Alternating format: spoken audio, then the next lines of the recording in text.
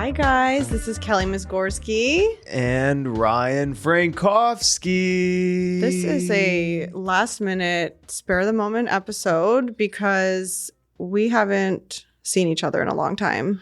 It's been about a month. Yeah, we just needed to get back into the studio, and we've both been down lately. I know. It's a little seasonal depression. It's also a little bit of I'm struggling. I've posted about it online. I, reached out to you first, then Jonathan, then Michael. I mean, it's just hard.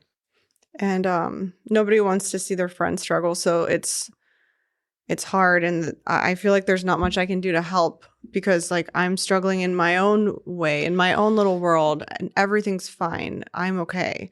But I am worried that you're not okay. So recently my brother got married. You officiated the wedding. Yeah. I was very grateful to be asked, and I had a amazing time preparing. And I just had a great time being honored. We were grateful to have you there. Everything was going great, and I went to put my son to bed, and I came back and you had left the venue. You were just completely gone. You didn't say goodbye. I had no idea you were leaving. And you drove two and a half hours back home.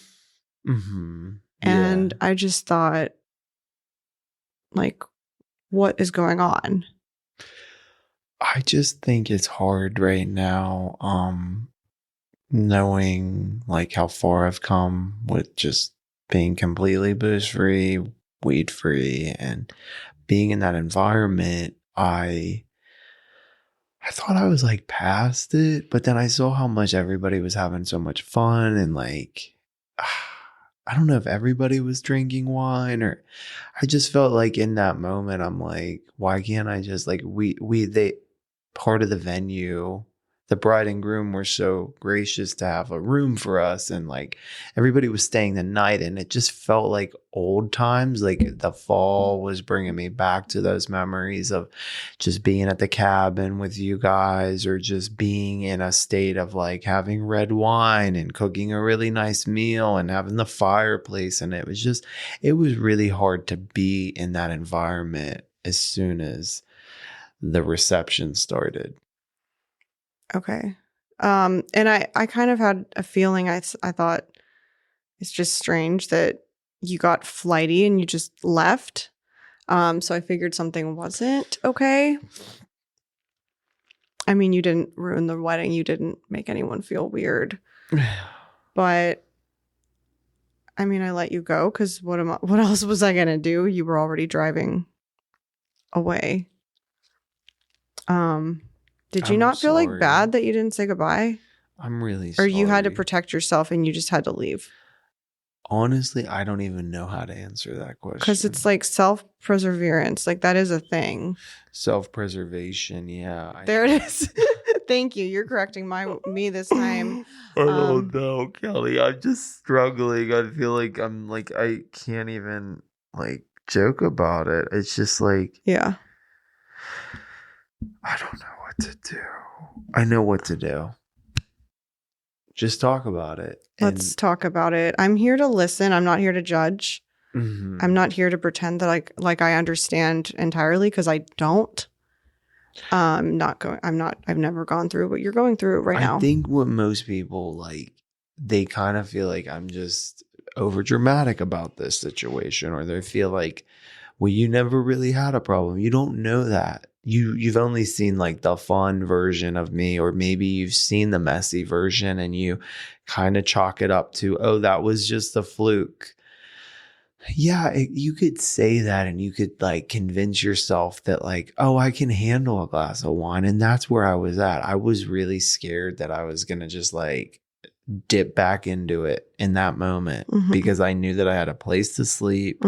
I knew that everybody was having a good time. Everybody had really good vibes, good energy. And I just I'm catching myself wanting to taste it and be wait, you've never in a year and 8 months or a year and a half ever felt like that was something that you wanted to reach for? And I did. What do you think is making you suddenly have these thoughts?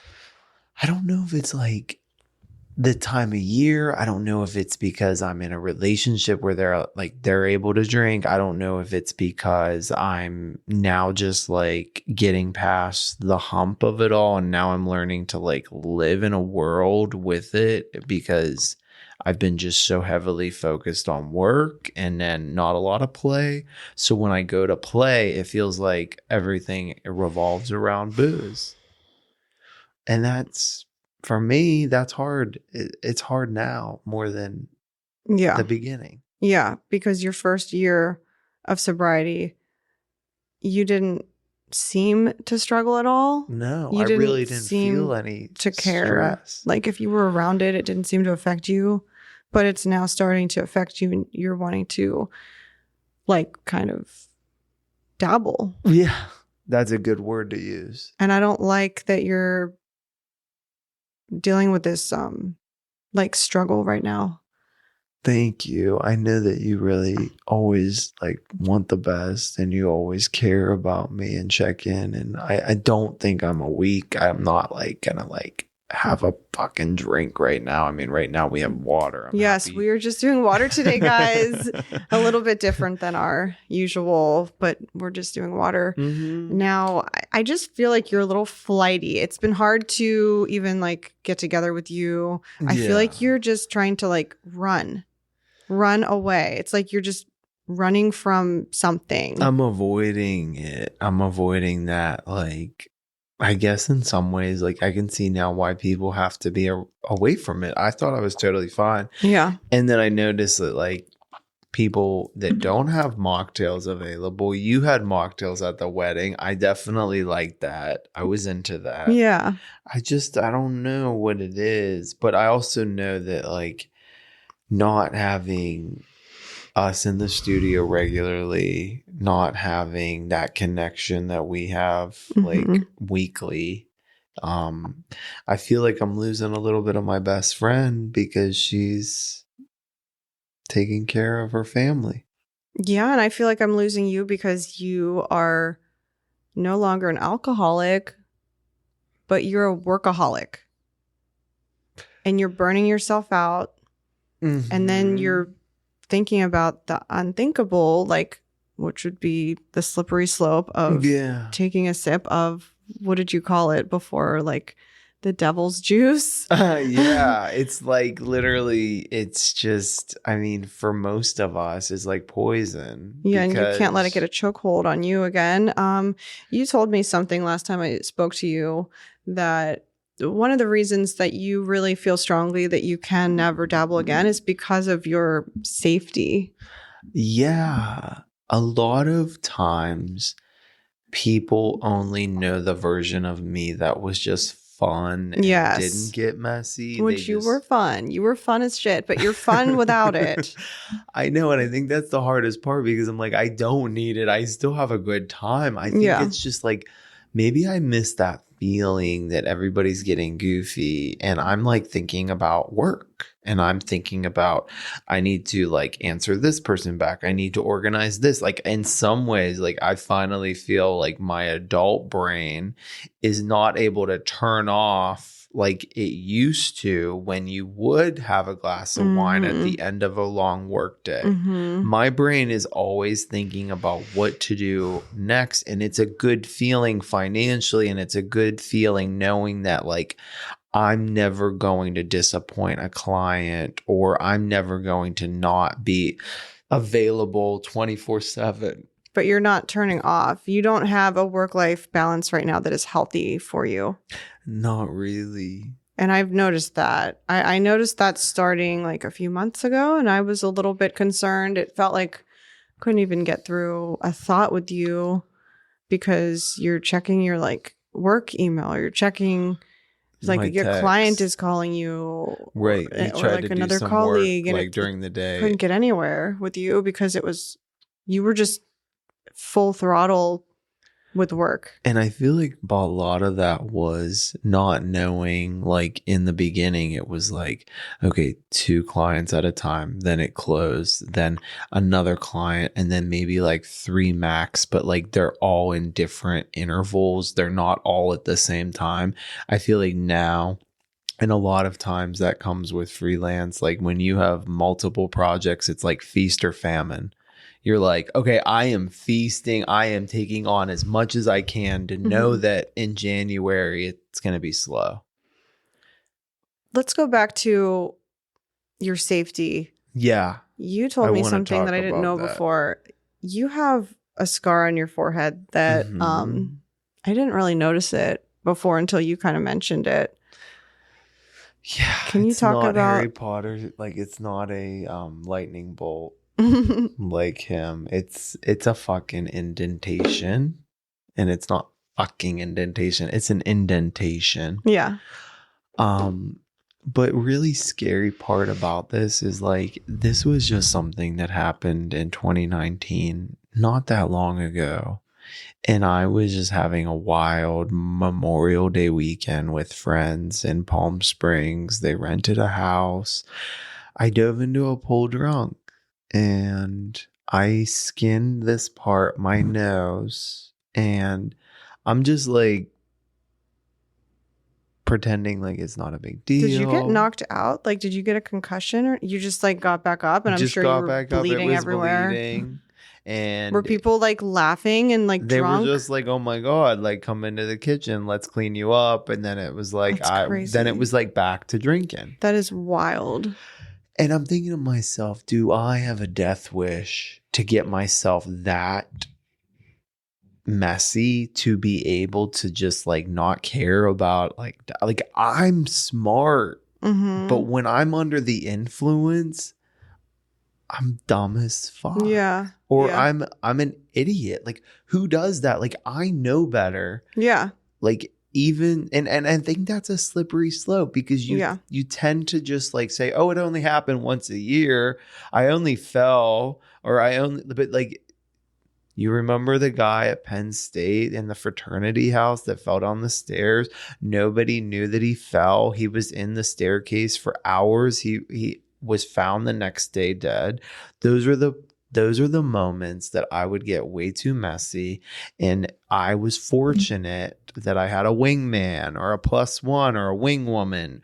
I mean, a lot of the times, me and you would be wild at like in college, and like we had each other. But that being said, like in that moment at Palm Springs in 2019, diving in a pool, that could have killed me. It could have. Yeah. A lot of people get paralyzed or die because they dive into a pool. That would have been worse, being paralyzed, right? Yeah. Mm-hmm. I mean, to live like that the rest of your life because of a dumb, drunken accident. Well, these are the moments that you can never forget. This is why you do what you do. This is why you're how many months sober now? It's been over 600 days. So 1 year, almost 9 months. I mean, I think to myself how amazing I feel. Yeah. So when I get those temptations, I have to abort. And I feel so bad that I did that to you at the wedding. And I'm really sorry. I didn't want to like just leave you hanging like that, because I know that me and you rarely get to spend time together. And I just like, I don't know what to do. Like, why? Like, why do I feel like this after being so strong? Like, and it's so fucked up because I don't want to get to a place where I'm like so successful financially, or like get to a place that I sound ridiculous saying that, but like, and then just be like, well, I can fucking reintroduce it again. And then it's the same cycle. It's the same behavior. It slips up on you. Ben Affleck talked about it, how he would get sober for a couple years and then like be like, well, I can have wine at dinner. Like, I'm cool. And then you're just like, that's me. I understand his logic. Like, I'm feeling like I can have wine at a wedding. I can have like some, but then I did that in the past. I gave it up and then started back up. I gave it up and started back up. And it got like, progressively worse of binging. And not in like a way that like to society, it doesn't seem like I had a problem.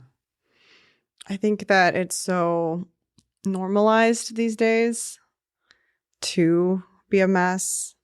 Sometimes people find it entertaining to see someone fucking up their life. Unfortunately. Or even just being funny and goofy and dumb. Yeah. Like it's entertaining when people are drunk because, we just are like, we don't see that as a struggle. We just see that as like, oh, they're just like we're having letting fun. loose. We're having fun. Yeah. I don't know, man. I think that was the week that broke us. That week, I was worried. I could feel you starting to struggle. Mm-hmm. I was worried you wouldn't even make it to the wedding. I know but you promised you'd be there, and I knew I could trust you. Now, at this point, where you couldn't trust me in the past. Right. To show up all the time. Exactly. And I don't know if that had not as much to do with alcohol, but it definitely had a lot to do on my lack of, I guess, follow through, my lack of like care. I think I'm on this path, this era of like, just want to be the best version of myself. You need to protect yourself. It's fine. I am obviously supportive. I don't want to put you in a situation where you feel like you need to run away. No, I want you to feel safe. But you were having fun, and Michael was having fun, and your husband was having fun, and I just felt like I can't even like get on that level. I don't know why. Like, and I think it's weird how like the mocktails in the past worked, and then like it's so easy for people to just be like, you're doing great at work. You're officiating. You're doing like all these things. Like you can like relax and have some wine or have a drink. And I'm like, guys, you don't understand. It's not like that. It's not.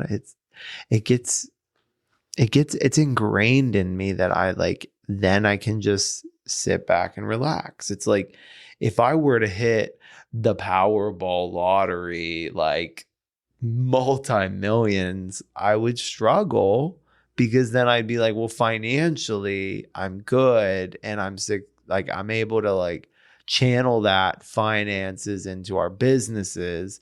But then I'm like, well, now I hit my number. Like that was my goal. I'd be like, I'm not going to touch a glass of alcohol until I hit a certain number in my account. Listen, I know that you do help support people on their journey, but I want to ask, who is supporting you right now? Because I'm getting this dark feeling that you're walking this path kind of alone, and it kind of hurts my heart.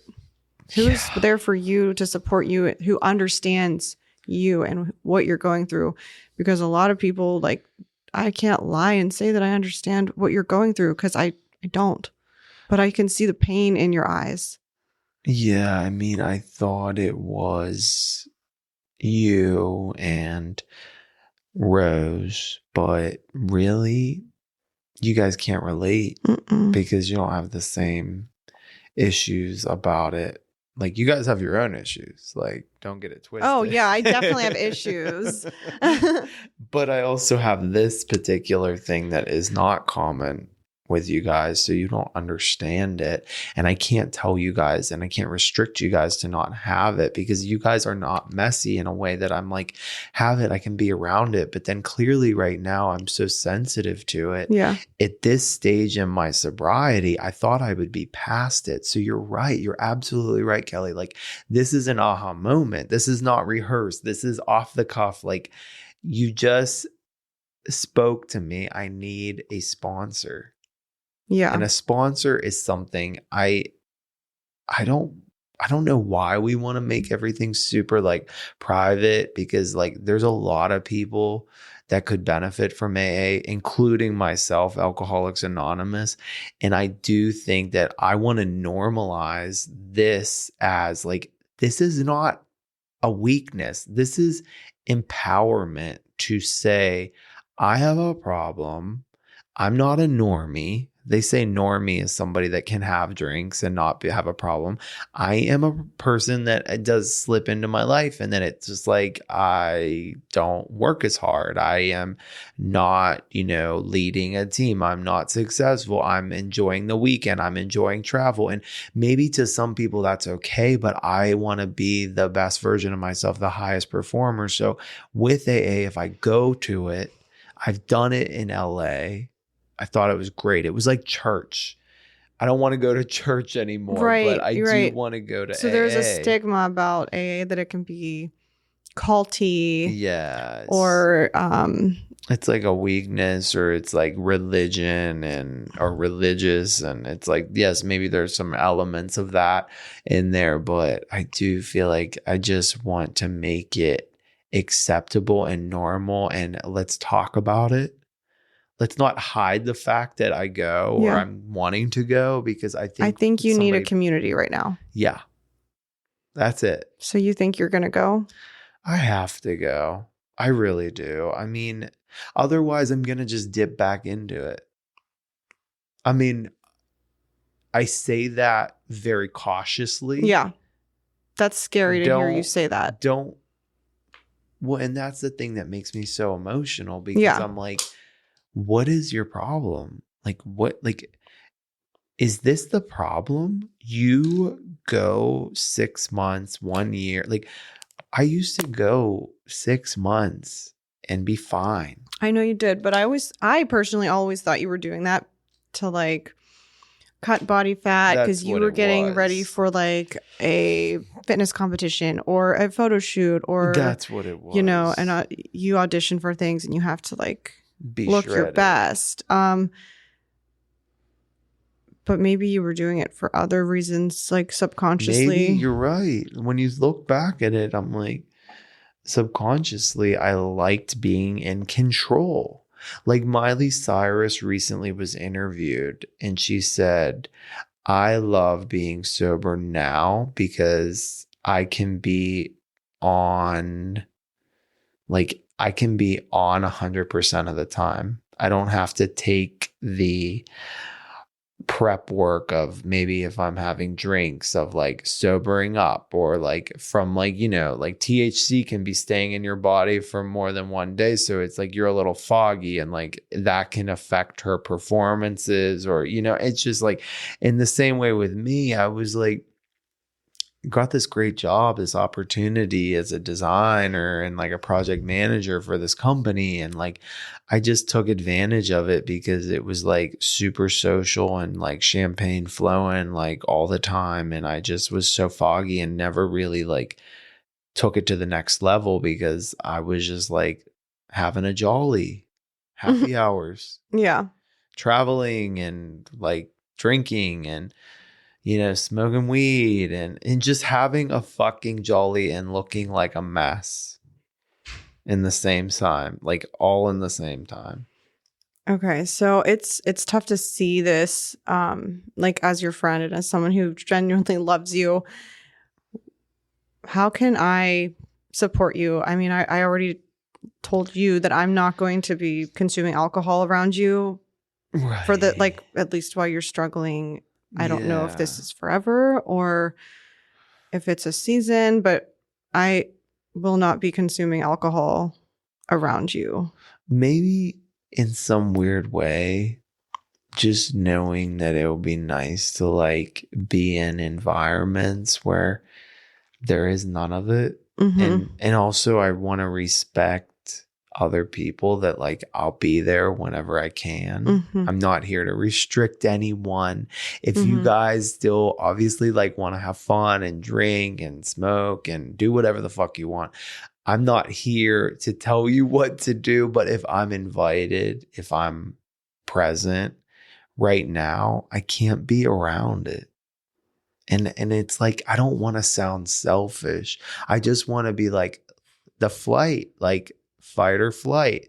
Like, why fight this feeling. Yeah. Like I recently went to like a big birthday bash weekend and everybody was so sweet, so nice, into the mocktails, zebra striping, going in and out, have like very supportive. Mhm. But after I think that's my 2-day max. Like if I'm going to be moving forward Mhm. with like feeling comfortable and not having these urges to have a drink or to like smoke some or like to take an edible, it's like I really need to like just be on a 48-hour like window, and then as soon as it's up, be like, I gotta go back to work or back home or in my safe space, because I think it overwhelms me.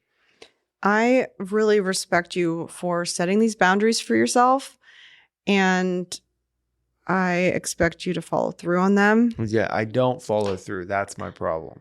Yeah, I need you to follow through on them, and I need people in your life to respect what you're saying, Yeah, and because I feel like not everybody takes it seriously because they don't understand. boy, and I don't really push it. Like You don't. No. recently, like there was like a little friend group like evening and just like playing games after like a long day of like renovation work. I'm like, they asked me, like the friend, they were like, do you mind if I like have some drinks and be like, like I just want to ask. And I Mhm. was like, absolutely.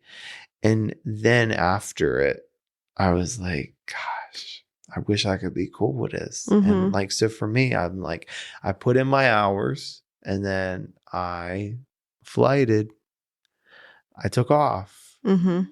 but I also like did it in a way that wasn't as abrupt as with you, like driving 2 hours away home, that Mhm. when I could have stayed there and when I could have said goodbye. I think what I was afraid was you going to convince me to stay that evening at the wedding, Mhm. because I just miss you. I miss I your know. husband. I was having so much fun with your boy. I I was like, holy know. shit, this is so much fun. So it was such a letdown when you were gone. But And he was having a great time with you. And I think that's you where know I'm what like you taught me? You taught me, let them. Let them. by Mel Robbins. Yeah. So it's like, okay, he wanted to go. Let him go. Like, who am I Yeah. to tell somebody else what to do? And I'm not going to take it personal. It's not about me. It's No. about you. And it really isn't. And I feel like that's one thing that you understand now, but like Mhm. maybe years ago, we both would have taken it personally. Oh, yeah. Totally. Because it's like, that's not fair when you don't see them. It's one thing if we're seeing each other regularly. Mhm. We could let it slide. Yeah. But to do that and then not have like that much time, and then it's like we're finally together, and it's like, but you know yourself too, like as you get older, you want to be in control of your own bed, your your privacy Mhm. of like a hotel room. Yeah. You want to be able to like just remove yourself. If people are drinking, it's like people don't understand what it's like to be sober whenever you're drinking, because they're just like, I'm so fun and smiley and all that. Like I don't want to like mood flip. I mean, Right. I almost like want to fake it. So maybe this whole year and a half I've been able to be an actor and fake my You have fun. been. Yep. Mm-hmm. And it's fun for me because I'm an actor, and Mhm. it's like I'm a salesperson. So it's like maybe I'm just so my batteries are so drained Mhm. from like working in sales, that if it's involving like money, client problem, commissions, like I said, money, commissions, you know what I mean? Like I think if it's like paying the bill, or if it is like a career like growth opportunity, I'm ready to put on the face like, we got this. I don't care what kind of scenario. I mean, I even celebrated with a client. They had no idea I had mocktails. They just they're closing and they're Mhm. buying new, and we did it all so fast, and they were so grateful. They wanted to take me out, and they like to have some beverages, some adult beverages, and they were like thinking I was buzzed Yeah. and funny and goofy Mhm. because I did not let I made sure the waitress told, but that's where I'm like, why am I feeling so, I feel like I'm going to let them down if I tell them I don't drink. I Do you hear me? I understand what you're saying. Yeah, it can be a letdown if you're like, let's go get some drinks, let's go celebrate, and then Right. And then you're the you're only ready one. to get litty cat, and then the other person is like, oh, I don't drink. Well, then it's like, okay, for me, I'd be like, okay, what's the point? Maybe like I don't want to drink now either. So then it can Right. it just changes like what the other person might have had in mind. I know. Comment below. Do you guys want to have happy hour if one person's drinking and the other's not? So like if me and you go out, I think you Yeah. used to. I used think to, you but used to I'm realizing like I'm with just me. more of like, because it didn't bother you, and you would start acting like you were an actor, which is draining as well Right. for you. So But maybe I would play off of your funny goofiness. In some ways, maybe. like I think it's hard to put a pin in like Mhm. exactly how this is caused. I think it's seasonal. I asked Chat GPT.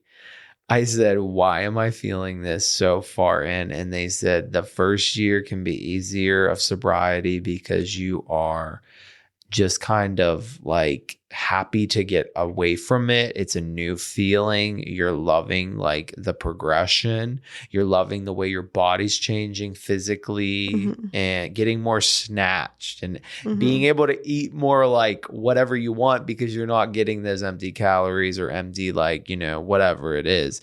And then you get to like year 2 and it might be harder because I'm in a relationship and they still drink and they don't have a problem with it and they are very respectful to me, and they said that one of the best qualities about me is they look how strong I am to be in this world and not just dip back into it, because they wish that they could be like just in a position of like, I don't need it if other people have it. Mhm. And it's like they respect me so much, so then they're curbing theirs because they're like, well, if we're just Yeah. together, we're not drinking. Yeah. Well, I think that's how social drinking happens. It's like maybe you weren't gonna have that drink for someone who's not sober, but then Right. you're with someone who is, so then you just Right. do it. You're not going to have wine by yourself if you're Right. married and you're like, well, I mean, I guess you would I think that's why some people that together, they just like, they either drink less together Mhm. or they drink even more because it's like that's their identity. Like Mhm. they on a Friday, maybe they don't want to go out. Let's have wine and charcuterie, or let's throw back some of those Miller Lights and have some fun, like have some Jameson. Yeah.